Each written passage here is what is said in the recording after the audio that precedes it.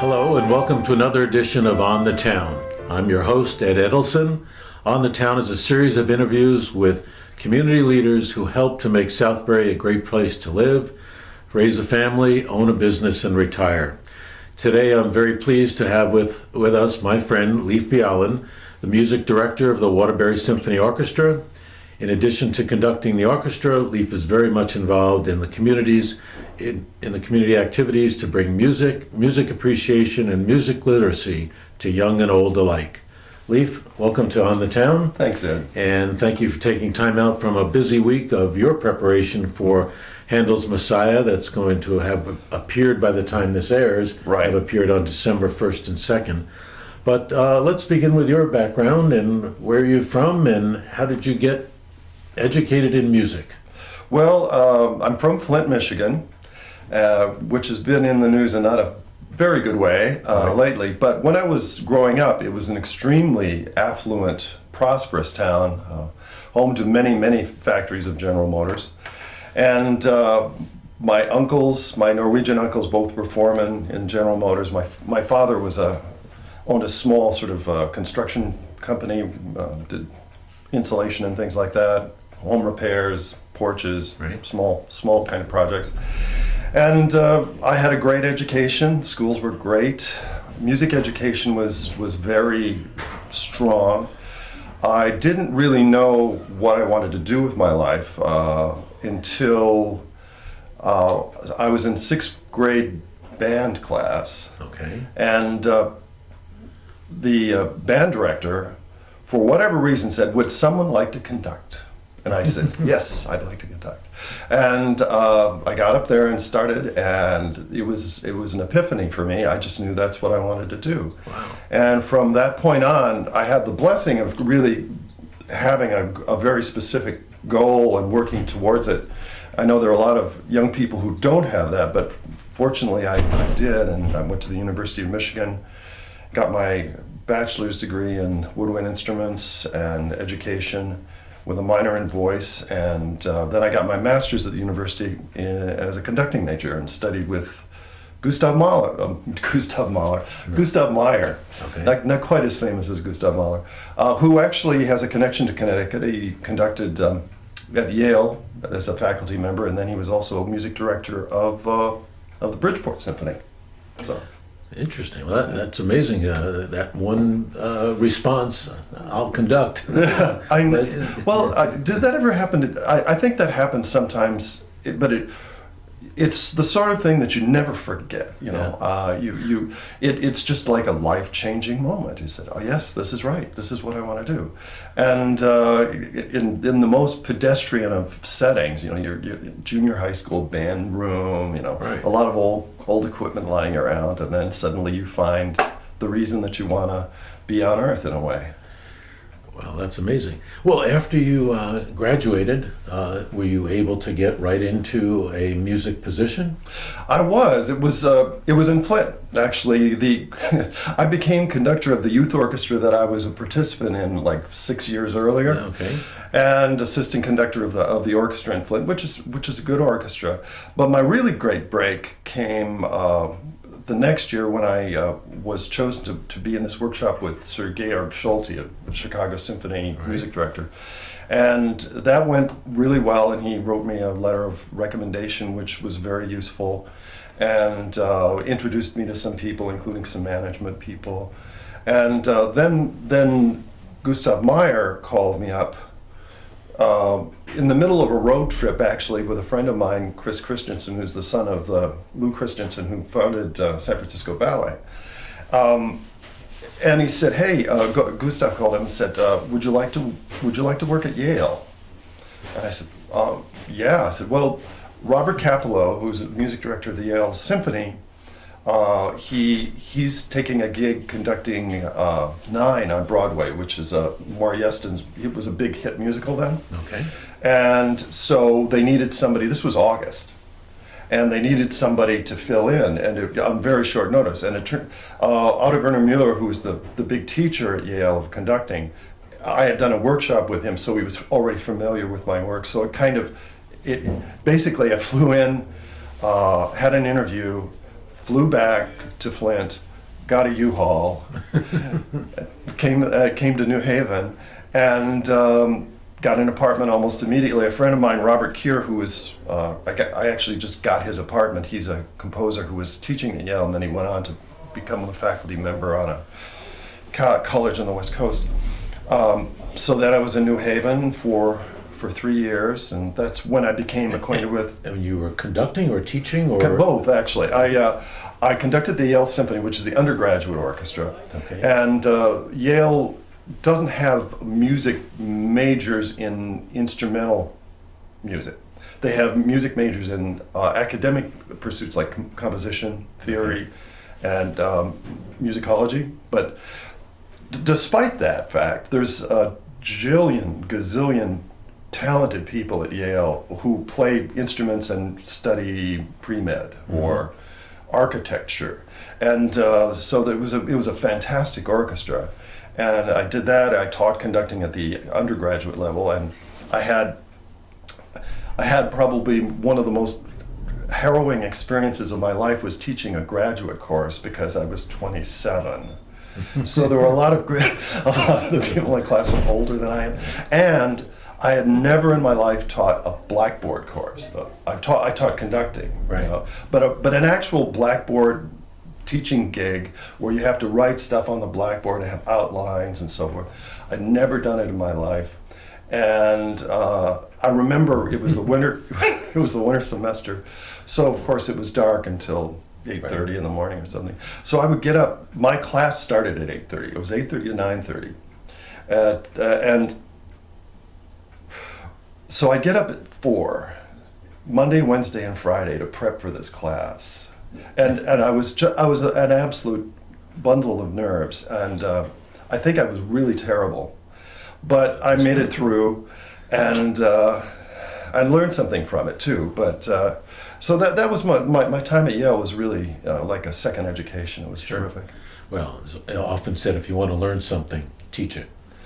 It's true, and it may have taken me 20 years to learn what I should have had under my belt for that class, but Right. yeah, it was interesting. I still have some friends who were in that class that are still friends, so I don't think I did an absolutely terrible job in Okay. losing their friendship. I mean, obviously we know eventually you come to the Waterbury Symphony Orchestra, but I think there's some other steps along the way. And Yeah, so just, so I taught at Yale for 3 years, and in September of my third year working at Yale, I was invited to audition for the assistant conductor job with the San Francisco Symphony.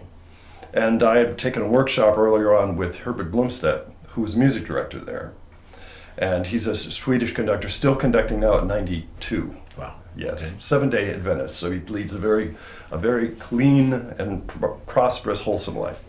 And lived there for 3 years, worked with the orchestra, was music director of the youth orchestra, which is an amazing group. I mean, these kids who do the Rite of Spring, they do Mahler 5. It's all the big. It was great learning for me too, and sort of got into the whole San Francisco West Coast scene, which I'd never really had much of an experience with. And thereafter, I went to work in Miami for Michael Tilson Thomas as resident conductor of the New World Symphony, which is an organization that he just put together with a couple of other colleagues, and I worked there for 5 years, and then I had 2 years of just freelancing, and then I got the Waterbury job in '95, I think, '96, and. Is that your phone? And shortly thereafter, I also got the orchestra in Sarasota, which was at that time called the Florida West Coast Symphony, later renamed the Sarasota Orchestra. And I was there for 15 years, so I was doing Waterbury and Sarasota simultaneously, and So traveling around a lot. I mean, I know you're sort of a humble person about your skill, which I think is phenomenal, how good you are. But you describe it seemed like pretty easy. In other words, you graduated, right away you got a job, and you, from what I can tell, always been employed as a conductor and doing the thing that you love to do. Very But, lucky that way, yeah. But I think from our other conversations, I don't want to give people a false impression. Not everybody coming out of conducting school with a master's in conducting has the kind of trajectory you've had. I was super lucky, yeah. I was super lucky. I was super lucky to be born in Michigan at that time because when I was the first person in my family to go to college. And when I was an undergraduate at Michigan, because I was in state, it was $37 a credit hour. And it cost me $500 a semester to live there. So my family was prosperous, but not, rich or well-to-do even. So I was lucky in that regard. I was incredibly lucky to have a great teacher, Gustav Meyer, and also my other teacher was Elizabeth Green, who is pretty famous in educational circles. She wrote the textbook on conducting called The Modern Conductor. So they were both great teachers. I had a great clarinet teacher, and then my exposure with Schulte, and with Michael Thomas, and with Bloomstedt. Basically, between the three of them, I just got jobs. Right. And there are a lot of. You're right. You make a point that conducting is really hard to do because, by its very nature, you have to learn on the job. You can't practice conducting in a room by yourself. And frankly, the way you really learn how to conduct is the orchestra teaches you. It teaches you kind of by. You make a gesture, you say something, and either it gets better or it gets worse. And when it gets better, the orchestra is kind of reinforcing a positive behavior that you are either doing in signals or you're speaking about. And conversely, if it doesn't work, it'll get worse or it'll become more diffuse. I mean, because I believe you've made this point to me a couple of times. When you look at how many conductors or how many people graduate with a degree in conducting versus the number of positions that are out there, right. There's a big mismatch. There's so many more people today, and some of this is about our support of the arts. Well, anyway. You're absolutely right about that. When I went to the University of Michigan, there were no undergraduate conducting degrees because that's of course what I wanted. So I had to get an instrumental degree to get to the master's.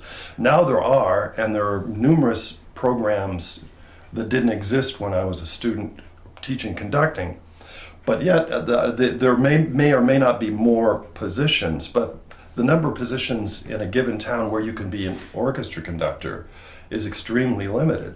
And so there are a lot of people who graduate from colleges and conservatories who have a conducting degree that really never get an opportunity to use it. They go into computer programming or something else.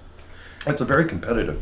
Right. And also there's the issue too with, since it's a very public kind of position, how you look, the way you talk, and whether you're a good podium host and you can do the banter right. All those things are part of a marketing package that orchestras are constantly looking at and recalibrating. Okay, is this still working? And especially when I was a kid, the sort of the go-to image of a conductor was Arthur Fiedler. Do you remember Boston Pops fame because it was on television? Or Leonard Bernstein, who's amazing. But now it's Gustavo Dudamel, who is music director in Los Angeles. So it's gone from an old guy with a white mustache and white hair to this young Latin guy who's also amazing. So the whole concept in marketing and in the sort of the PR angle of what it is to be a conductor has turned 180 degrees during the course of my career. Right. Well, if we could, let's just turn a little bit to the history of the WSO. Sure. Before your time, just to give people maybe a snapshot of what we've had as this local gym. Well, thank you. The orchestra is 81 years old. It was founded by Mario DeCecco, who was a music teacher in Waterbury, and he conducted it for many years. After his time, it was conducted for a while by Leroy Anderson, the composer of Sleigh Ride and syncopated clock. Right. And he was also conducted by Richmond Brown, who was a And we faculty. like to say lived in Woodbury. Just Yeah, over he's the line. just up the road here. And after Richmond Brown, Frank Brief, who was a violist and conductor of the New Haven Symphony, and he also was a violist in Toscanini's NBC Symphony. So he had quite a pedigree. And when Frank Brief retired, I took over the orchestra, and during the course of my time, we've done a lot of new things, I think, to make the orchestra a more vibrant part of the community. Certainly Bravo Waterbury is an important part of what we do. Our other education programs, musical readers and libraries all over. And then things like the new thing we're doing this year, which is a concerto competition for a cellist. So we're having the competition in January. The cellist will be part of the concert in April. And they're also just trying to be innovative in terms of the format. We created a score for the silent film Phantom of the Opera starring Lon Chaney. We just did The Freshman at Riverview. At Riverview Cinema. Yeah, so that's a Harold Arlen. That was actually a collaboration with the Berklee College of Music, and really terrific score. So and we're doing the Messiah coming up, so we're doing some meat and potatoes things as well. But I think we're constantly looking for opportunities to expand what we do and how we do it to interface more successfully with the community. Or I think even bringing video to the concert hall. where you've done- Well, yes, and we've done that. We're not the first, but yeah, that is Still bringing definitely it here. it's definitely something that I think is in the air. Orchestras are doing this all over. As a matter of fact, I just came here from a conversation with our president Jim Flint and our executive director Robert Chinante about what kind of movie projects we could do going forward. So it's something that's definitely part of our plan. So one of the things that a lot of people here in the village have enjoyed are the pre-concert lectures. Sometimes you've done it, but many times Vincent DeLuise has done this. Amazing, yeah. How long has that been going on? Is That's about 3-4 years old now, and Vincent really does an amazing job. He's a brilliant person and very, very good communicator, very steeped in classical tradition. He loves doing these pre-concert lectures. He does them with PowerPoint presentations. It's very stimulating. All the senses are involved, lots of recordings. Right. And I think they're a terrific way for people to listen to the music that's about to be performed at a deeper level, with many more sort of intellectual and emotional hooks to grab onto to bring the performance closer to them. Right. We're very happy here at Focus that we've been able to record some of his presentations and bring that to the residents here. And he was here at Sarah Cook Hall, and it was a voluntary donation. So here's a check to represent on behalf of the people who attended and their contributions. And we really appreciated what Vincent brought to us, and look forward to doing more with him going forward. So, well, thank you, Vincent, and thank you, people of Heritage Village, for this contribution, and it will go to a very good cause. I think I talked with Robert, I think we're going to put it towards our musical readers program, which is very, very cool. You go into a library with one musician and they read the story and use their instruments to help illustrate the story. So I've done a couple. I did one in Woodbury with the clarinet, and one of our percussionists Lee has done it. Kim, our flutist, has done it, and it's just a way to get live music, even just one instrument, to these kids and kind of use it to bring the thread of the story together.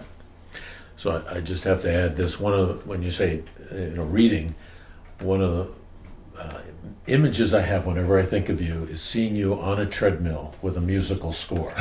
In your basement, right? And reading through that and realizing, the way I read words and I hear them in my head, you read notes, and I believe you hear those notes coming together in your head.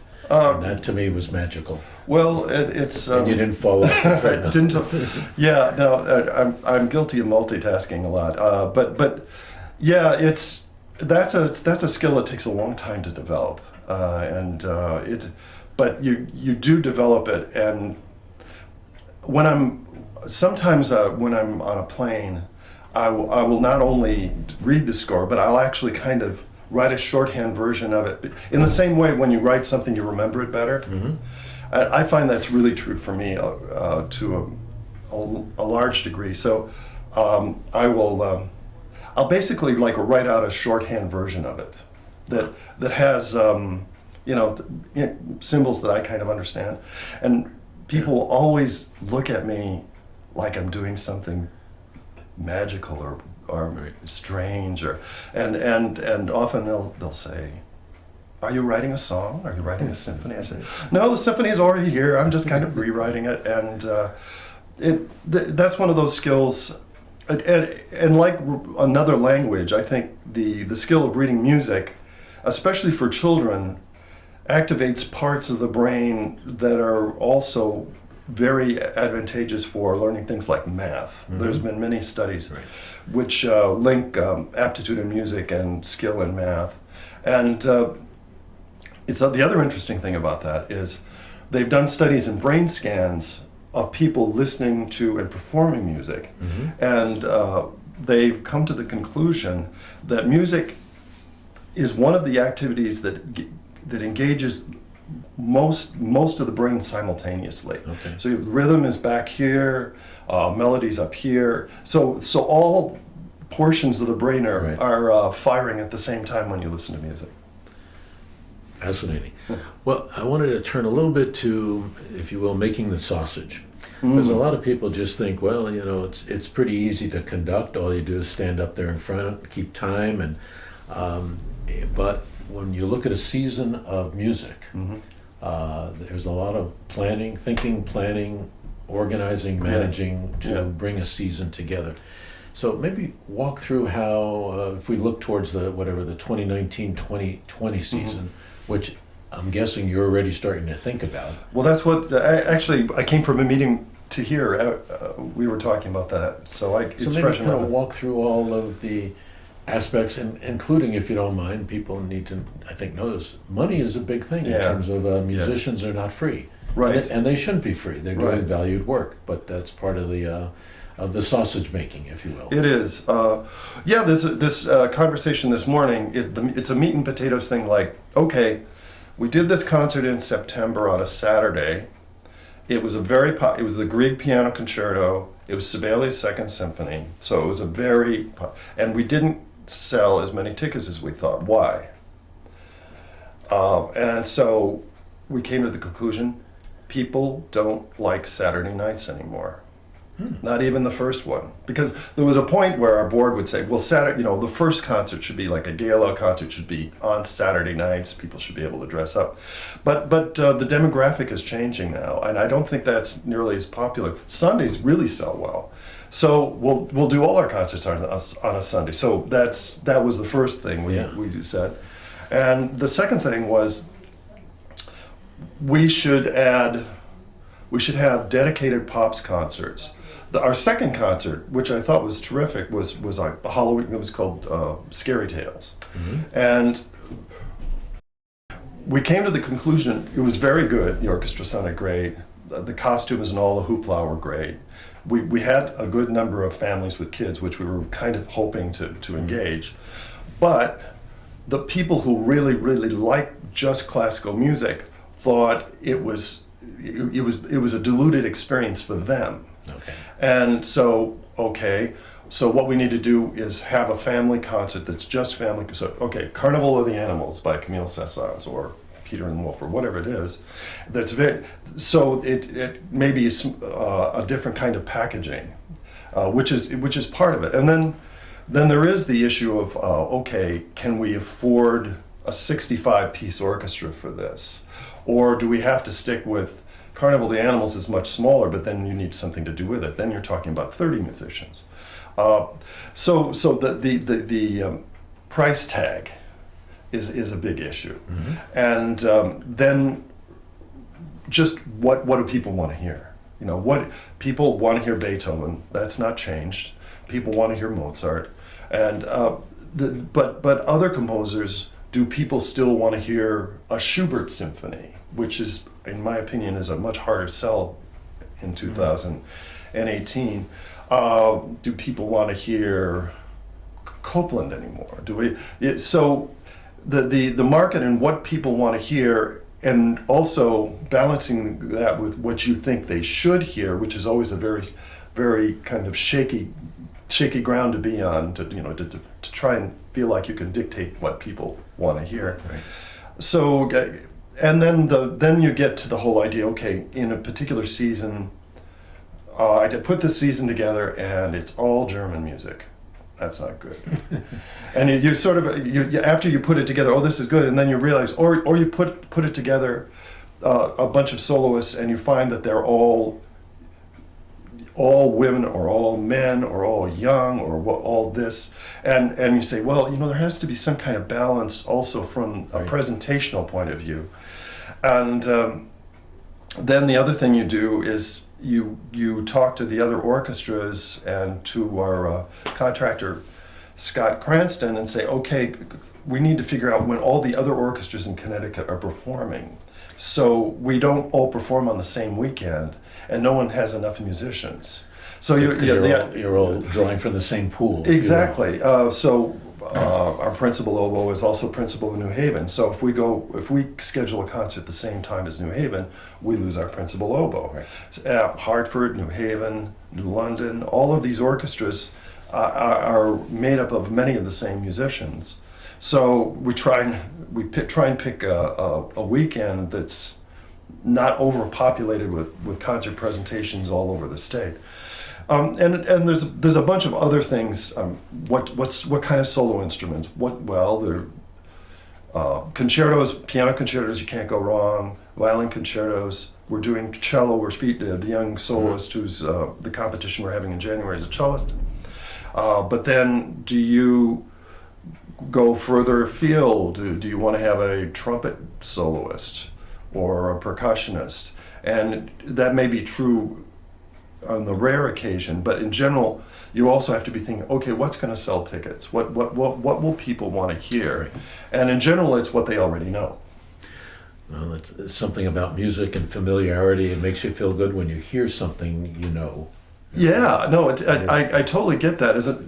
We're doing a show in March called The American Sound, and one of the featured composers is Irving Berlin. Mm-hmm.